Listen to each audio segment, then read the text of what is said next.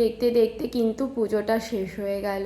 সকালবেলা ঘুম থেকে উঠে যখন ছাদে উঠলাম তখন দেখলাম যে দূরে চালিটা পড়ে আছে, ওদিকে বারোয়ারিটাও কিন্তু ফাঁকা। এতদিন ঠাকুর তৈরি হচ্ছিল, তারপর ঠাকুরের পুজো হলো, এখন আর নেই।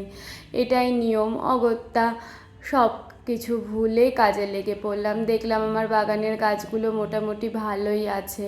ওদিকে আমার যে পঞ্চমুখী জবাটা আজকে ফুটেছে, একটু মনটা ভালো হতে কিচেনে এলাম।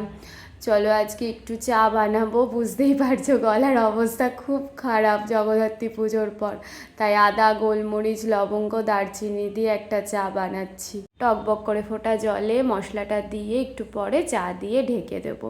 সত্যি কথা বলতে কি, জগদ্ধাত্রী পুজোর সময় বৃষ্টি হওয়াটা কিন্তু একদমই নর্মাল না।